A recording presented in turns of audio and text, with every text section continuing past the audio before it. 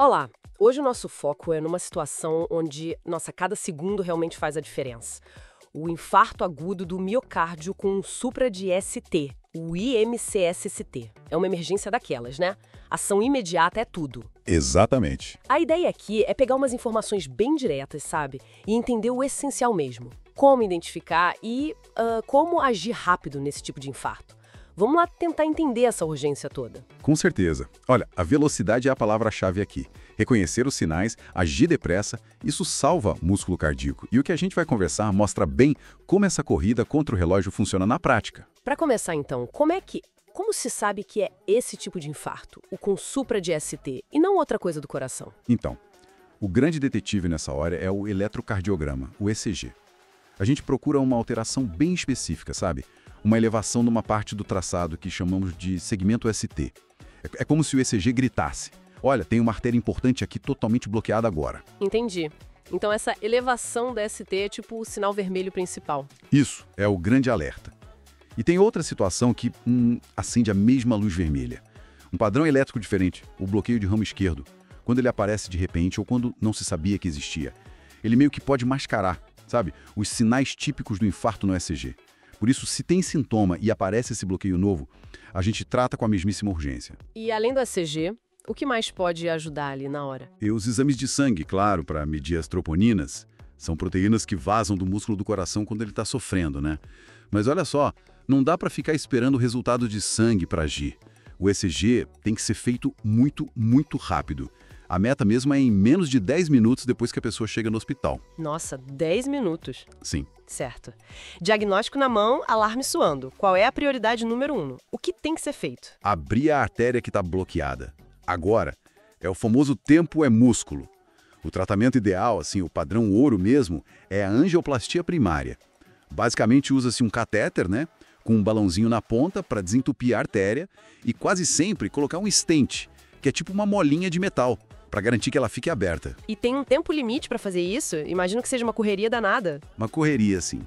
O ideal é o balão abrir lá dentro da artéria em menos de 90 minutos depois da chegada no hospital.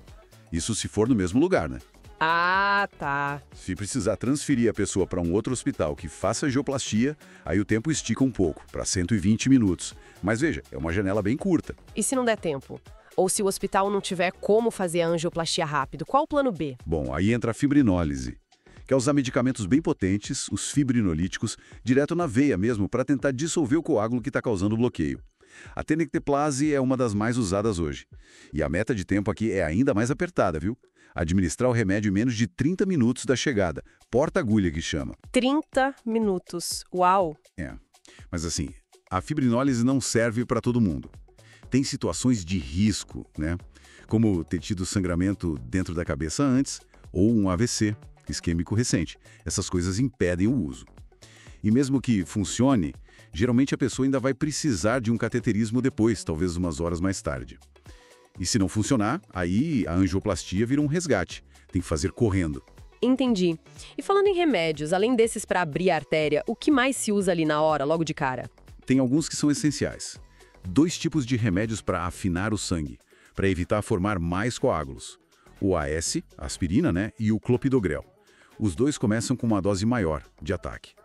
Morfina pode usar se a dor no peito estiver muito, muito forte e não passar. E oxigênio.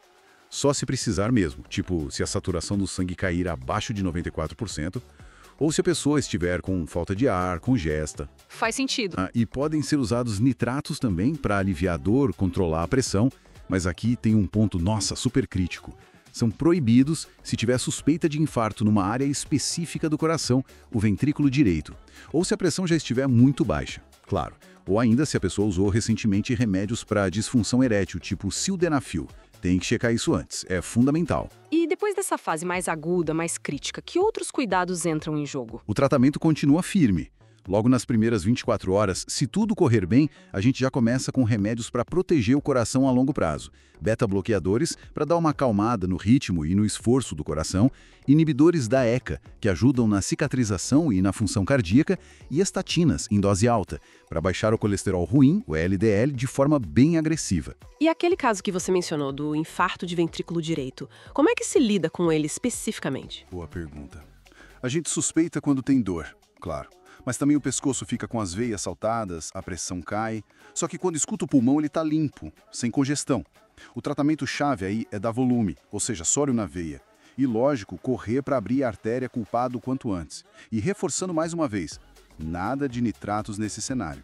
Perfeito. Então, resumindo, a grande mensagem sobre o IAM com supra de ACT é velocidade, velocidade, velocidade. Diagnóstico no ECG voando e agir na hora para desobstruir a artéria, seja com a angioplastia, seja com os fibrinolíticos. Exatamente isso. E essa urgência não acaba na alta, viu?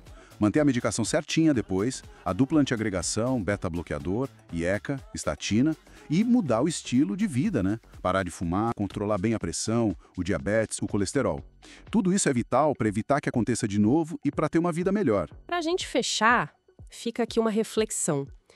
Pensando nessa necessidade absoluta de ganhar minutos que são preciosos, como será que a inteligência artificial, ou talvez outras tecnologias, poderiam, quem sabe num futuro próximo, otimizar ainda mais essa jornada da pessoa, desde o primeiro sintoma até conseguir ter a artéria aberta no IAM-CST. Fica aí a questão para a gente pensar.